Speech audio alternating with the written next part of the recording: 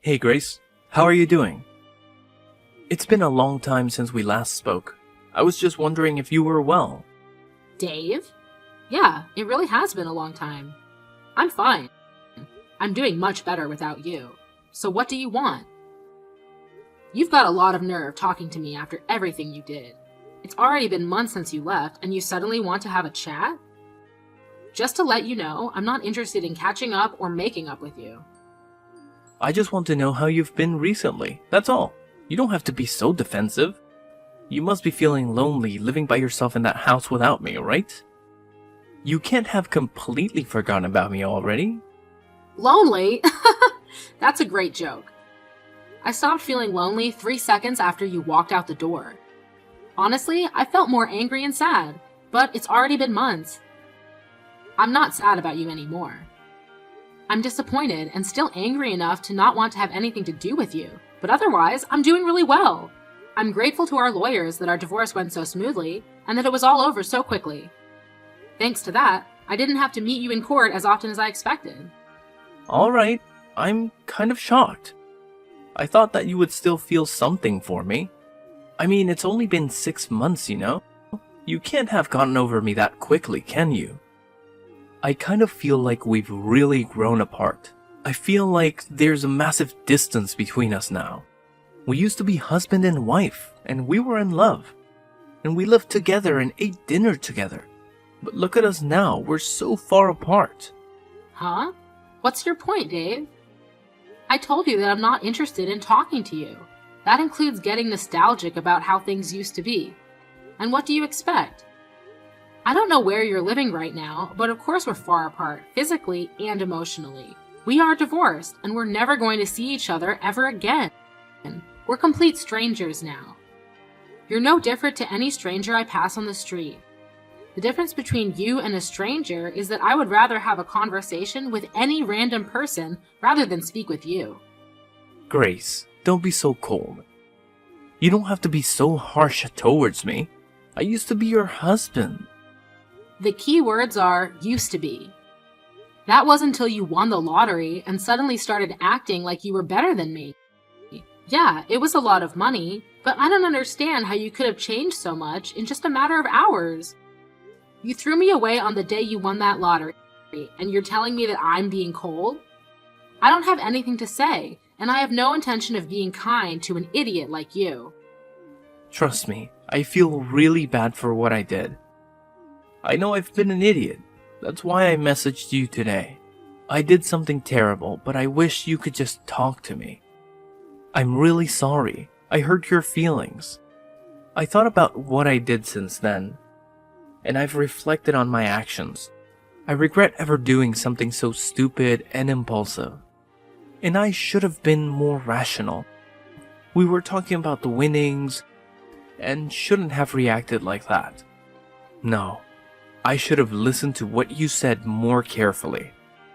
You were being so reasonable about what to do with the money, and I wrecked our marriage because I was so selfish. I regret all of that and more. The fact that you're seeing that now means you're in this situation I predicted you'd end up in all those months ago, right? I hate to rub it in, but I told you so. I can't believe it took you so long to realize how wrong you were. I could see it coming from a mile away, but I guess you just had to experience it firsthand. I know I was stupid, and I'm sorry. I finally realized that you warned me that this would happen for my sake. I was too blinded by the money to understand that you're only thinking of me. I wish I could go back in time and change everything, but I can't. I was so stupid, and I regret it all. Yeah, you are so stupid and horrible too.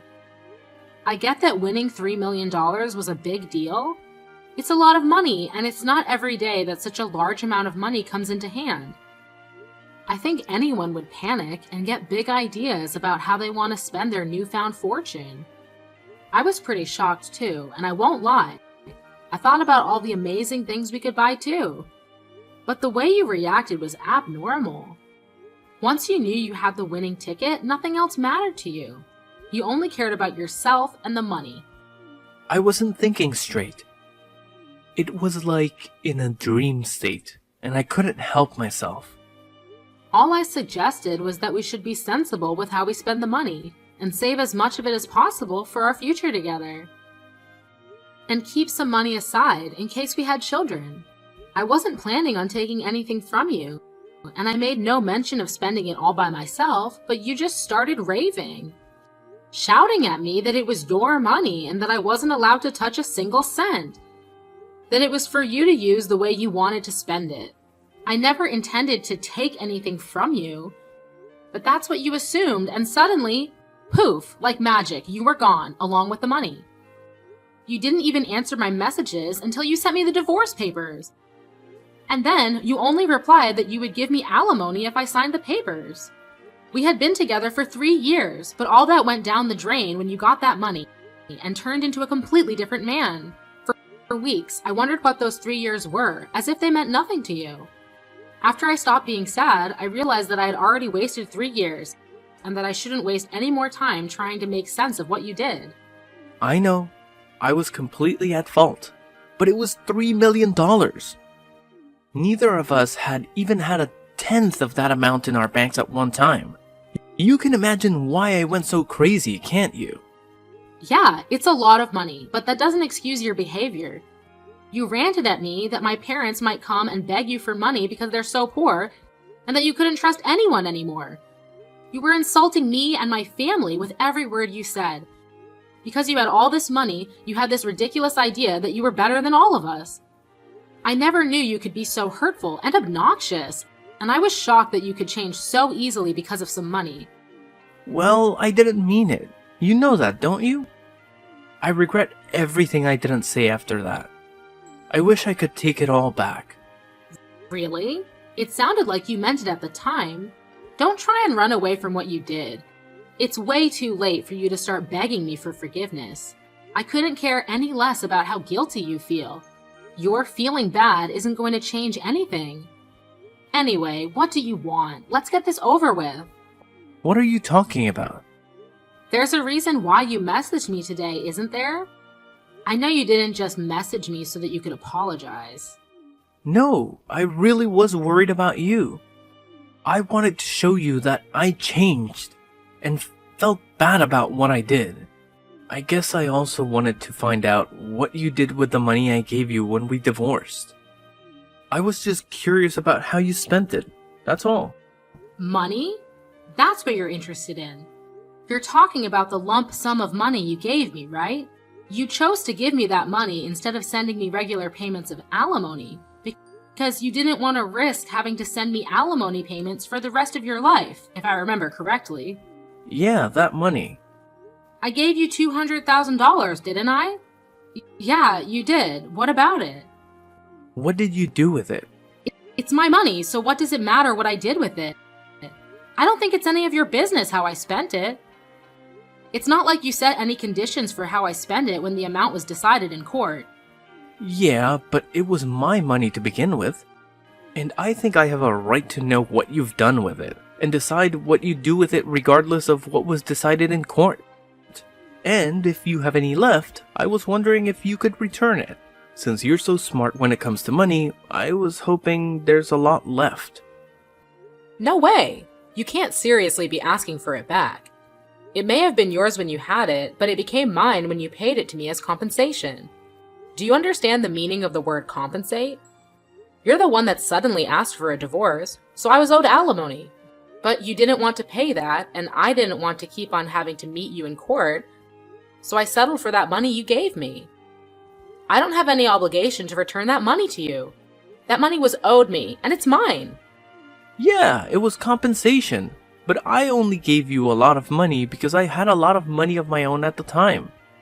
But I'm having trouble right now, and I need some money. It would be great if you could give it back. To be honest, it's my money, so I shouldn't even have to ask you. What do you mean by trouble? I got married after we divorced. Oh, so the rumors I heard were true. Congratulations. I heard that you married someone. So how did that turn out for you? She ran away with all my money. I never should have married her. What? All of it? Yeah, can you believe it? It was $3 million, so I thought that I didn't have to worry about any of that for the rest of my life. And I thought I could live like a celebrity. So I resigned from my job and had a house built for me and my new wife. We filled it with designer furniture and everything. We even had a bowl put in. We were living the perfect life together until one day she suddenly asked for a divorce. After the divorce was finalized, I realized that all my money had been transferred to her bank account, and she was gone. We were divorced, my account was empty, and she had disappeared. She even told her lawyers that I've been cheating on her, even though I've never done anything like that. I'd already lost $1 million in compensation during the divorce for an affair I never had, and she took the rest of what was in my account without me even realizing it. I don't know where she is, but the last I heard, she was living in a penthouse apartment abroad. You said you never cheated on her, but she managed to win the court case. That must have meant that she had enough evidence to argue for compensation. You can try to act a victim all you like, but in the end, it was your own fault. Your own irresponsible actions brought all this upon you. Yeah, fine. She got pictures of me with another woman, but how is this fair that she gets my $1 million in the divorce? It's my money. So you did cheat on her after all. You're a pathetic excuse for a husband. Yeah, alright. Say all you like. Anyway, that's not my point. I've explained why I need the money. Can you give me back the money I gave you? I need it right now. My ex-wife got the house in the divorce too, so I don't have anywhere to live. She's not even using it. She's abroad, but the woman bought it out for sale. I was kicked out of my own house so that she could sell it and take more money from me. Grace, you're still living at the same place we lived in when we were married, right? Can we live together again? Excuse me? Are you asking if you can move in with me? Let's just forget about everything that happened in the past and live together. I want us to start over. I'll be a better husband this time, even if we don't have $3 million. I know we can be happy together. I still love you. We can work through this together. I swear, I'll make you happy this time. No way! You must be out of your mind. It's disgusting how you think that you can slither your way back into my life again. We are over, and we are never getting back together. Ever! The divorce was finalized, and I'm free of you. I don't have anything else to say to you. Plus, I've already moved out of that house and sold it. I'm living somewhere else. What? You moved out? Where are you living now? Are you still close by? I'm not giving you the details of where, but I'll tell you a little about it. Thanks to the compensation I got from you, I was able to buy some pretty reasonable shares. I had to be patient, but it went really well. I managed to earn a profit from it. You bought shares? I never knew that you knew how to do that kind of stuff. Why didn't you tell me when I had $3 million? We could have made an even bigger fortune. Don't be stupid, Dave. It was beginner's luck. And of course, I didn't put the entire $20,000 you gave me into buying shares. I invested a reasonable amount and got lucky. Once I made a decent profit, I backed out and put all the money I made into a savings account. Right now, I'm working full-time and using the money I saved up to live a little more luxuriously. I buy organic and I spend money on the things I love and enjoy. But I still have money saved for a rainy day. Thanks to that, I was able to get a penthouse apartment in a really lovely area. It's not filled with designer furniture, so it might not be as fancy as the place you had, but it's home. I realized early on that it was dangerous to impulse buy when you have so much money at your fingertips, so I try to only buy what I need or really want. I'm doing really well at work too, so everything is going perfectly. Smooth sailing. I was being serious when I said I was doing better without you. Honestly, I'm grateful that you won that lottery, and I'm glad you told me you wanted a divorce when you did. If you hadn't, I would have been stuck with you. You're living in a penthouse apartment too? You're kidding. I never imagined that you would end up being so successful. It's only been 6 months since we divorced. But that's my money you're standing on. You and my other exes, you're both living in luxury thanks to me. It's money we were owed. I didn't know what to say about that money she took from your account, except maybe that it was just karma coming around to bite you in the ass. By the way, how much money do you have saved right now? About $200? You can't be serious. You're turning 36 this year, aren't you? You don't have a place to live, you're unemployed, and you only have $200 saved? I would sympathize, but I know that it's all your own fault. What are you planning to do from now on? I was just kicked out of my own house last week. I haven't been able to find a job yet. I thought that I could sell the house, but my other ex got it in the divorce, so I don't have anything worth selling. I already failed one job interview, and I didn't know what else to do, so I decided to message you hoping that you could help me. What about your parents? Why don't you ask them to let you stay with them while you find a place of your own and a job? Some idiots in my parents' neighborhood found out that I won $3 million and started harassing my parents. Most of it was really childish, you know? Throwing toilet paper around, but they were getting death threats in the mail and stuff too. Some magazines are asking for interviews non-stop. My parents ended up moving away when they cut ties with me. I need your help, Grace. I don't have anyone else. You're the idiot, Dave.